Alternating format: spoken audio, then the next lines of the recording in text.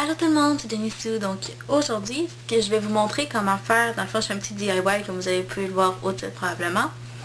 Donc sur comment faire des chiffons, donc faire vous-même vos chiffons comme ça. Donc ça c'est celui-là que je fais dans la vidéo.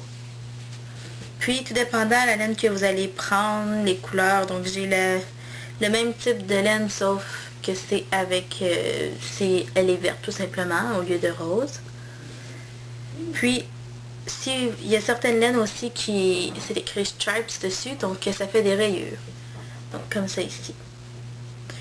Donc ça prend de la laine de coton. Donc assurez-vous que votre laine est vraiment de coton. Puis si vous voulez savoir comment on fait ces chiffons-là, bien continuez vers la vidéo. Donc la première chose que vous allez vouloir faire, c'est vous assurer que votre laine est en coton. Donc c'est écrit ici, sinon ça peut être écrit juste là, c'est écrit 100% coton, parce qu'il y en a certaines que ce n'est pas écrit juste là. Donc ensuite de ça, vous allez vouloir savoir quelle grosseur d'aiguille ça vous prend. Donc ça c'est écrit, oups, j'ai passé tout droit, c'est écrit juste ici. Donc là vous allez peut-être mal le voir à cause du focus de mon appareil, mais c'est des aiguilles du 4.5, donc millimètres. Mais c'est des 7 US là. Mais c'est ça. Donc nous on fonctionne en 4.5 mm. Donc vous allez prendre les aiguilles que c'est écrit 4,5. Donc ceux-là. Donc ensuite vous allez vouloir, après avoir déballé votre balle de laine, vous allez vouloir trouver le bout. Donc la plupart du temps ils sont dans les trous du bout, mais moi il était au milieu du papier tout simplement. Donc j'en déroule une bonne partie.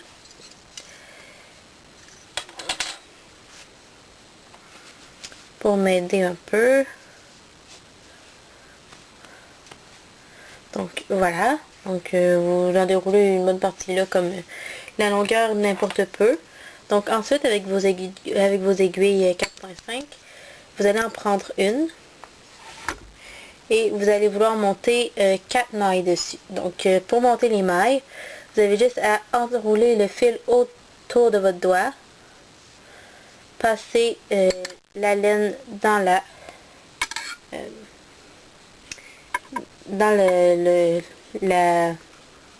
la boucle. Puis ensuite, pour faire le reste, vous allez faire la même chose. Sauf qu'au lieu de lâcher tout de suite, vous allez tourner le fil que vous avez laissé au bout. Et repasser à l'extérieur comme ça ici. Donc, puis vous serrez pour avoir des belles mailles.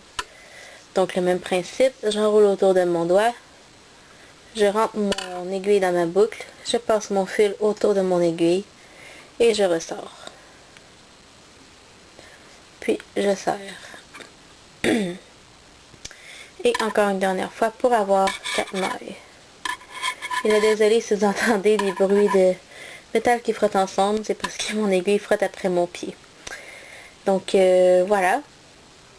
Ensuite de ça, on va prendre notre autre aiguille, comme ça, puis on va tricoter un rang à l'endroit. Donc pour tricoter à l'endroit, c'est simple. On passe notre aiguille comme ça dans la première maille. Puis on prend le fil qui est relié à la balle de laine. Et on l'entoure autour de la broche droite. Puis on sort en gardant le fil qu'on vient d'enrouler autour de notre broche et on sort la maille. On fait la même chose, donc on pique dans la maille, on tourne autour de la broche, comme ça, on sort en gardant la maille, puis on sort la maille. Donc voilà, comme ça. Donc on continue, oups, il faut pas lâcher la maille, comme ça. Donc voilà, on fait un à l'endroit, on change nos aiguilles de côté, puis c'est là qu'on va vraiment commencer le travail si je peux dire. Donc on pique la première maille, on la tricote normalement, la deuxième aussi, donc comme ça. Puis on fait une jetée. Donc pour vous expliquer, une jetée c'est simplement qu'on tourne notre fil autour de l'aiguille sans tricoter de maille et on continue et on tricote à l'endroit jusqu'à la fin du rang. Comme ça.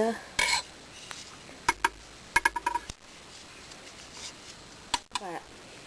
On change nos aiguilles de côté. Puis on fait encore une fois 2 mailles à l'endroit.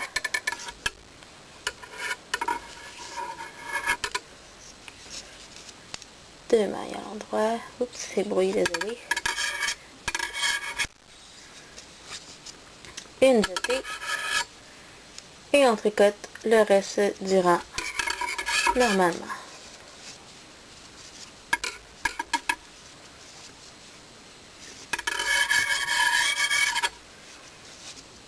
Donc je vous répète une dernière fois parce que ça reste le même principe tout le long.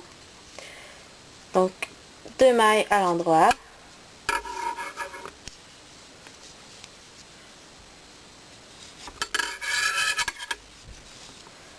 Une jetée. Puis le reste du rang à l'endroit. Désolée si je monte un peu trop parfois. C'est pas très évident vu que j'ai l'appareil entre les mains. Et c'est pour ça que vous entendez les bruits d'aiguilles qui frottent après le pied. Donc voilà, j'ai fini mon rang. Puis on continue comme ça en faisant 2 mailles à l'endroit, une jetée. Puis le reste du rang à l'endroit. Donc on continue comme ça jusqu'à ce qu'on atteigne au moins 43 mailles. Vous pouvez vous rendre, ça peut être 45, ça pourrait être 47. En fait c'est comme vous voulez, sauf qu'il faut que ce soit un nombre de mailles impair. Donc je vais le tricoter, puis je vais vous revenir quand je serai rendu là. Donc voilà, je suis maintenant, j'ai monté 47 mailles sur ma broche. Dans le fond, ben, j'ai tricoté jusqu'à avoir 47 mailles.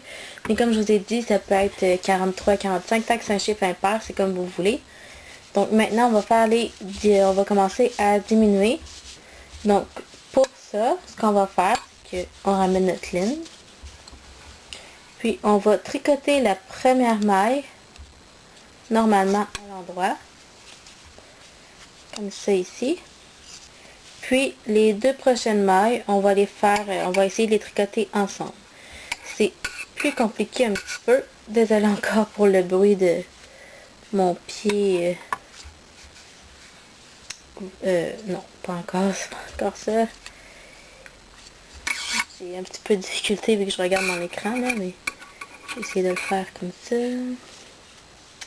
Donc voilà, donc ils sont ensemble. Je passe mon fil pour les tricoter normalement. Comme ça, je fais une jetée et encore 2 mailles ensemble.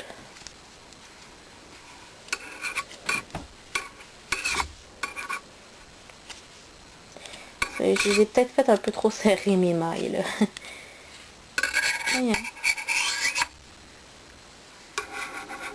Désolée, hein, je sors de caméra un peu. Donc voilà.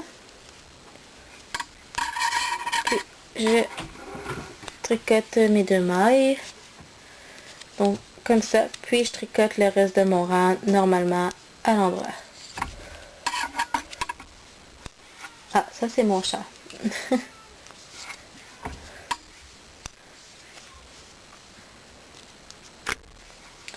Donc j'arrive à la fin de mon rang, comme c'est ici. Oups. Je finis de tricoter les dernières mailles. Voyons.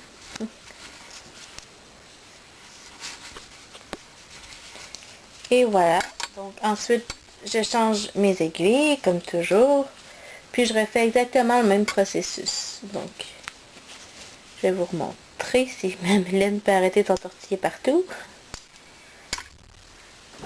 Donc, je tricote la première maille à l'endroit. Les 2 suivantes, je les tricote ensemble.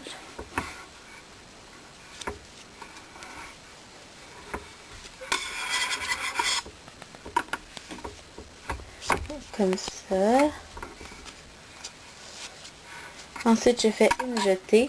Donc, je vais juste passer mon fil, ma laine autour. Puis, je tricote les deux prochaines mailles ensemble. ça. Oups. Comme ça ici. Et le reste du rang à l'endroit. Je vais continuer comme ça jusqu'à ce qu'il me reste 4 mailles sur ma broche. Puis je vais vous revenir pour comment finir votre travail. Donc voilà, il me reste maintenant 4 mailles sur ma broche. J'ai fini de réduire, donc on est presque terminé. Rendu là, ce qu'on fait, c'est tricoter un rang complètement normalement, dans le fond, toutes les mailles à l'endroit, sans rien de spécial. Donc on tricote simplement comme ça.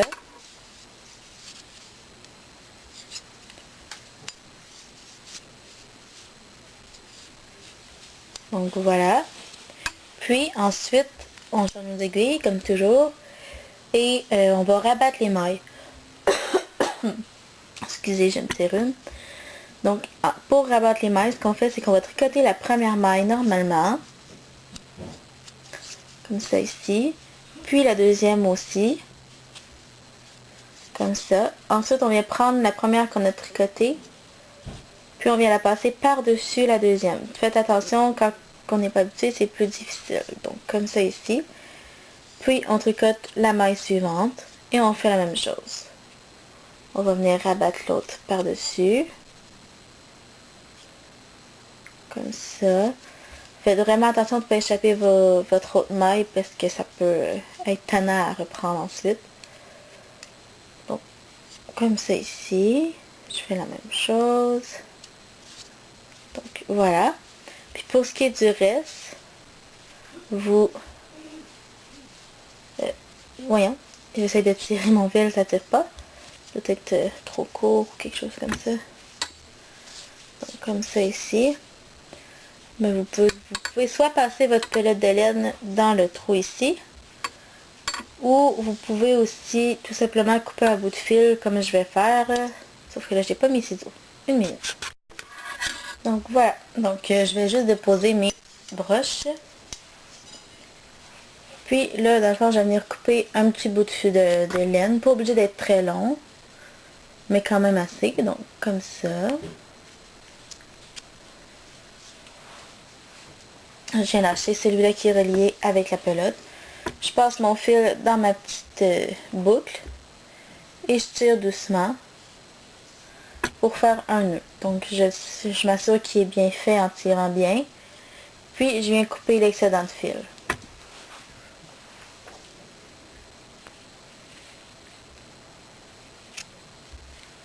Comme ça ici. Puis vous pouvez venir vous assurer qu'il est vraiment... tient vraiment, là, on retire un petit peu dessus sur le bout.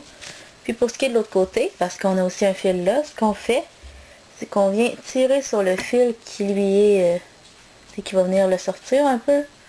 Puis on fait la même chose, on passe le fil dans la boucle et on tire. Puis on coupe l'excédent. Oups.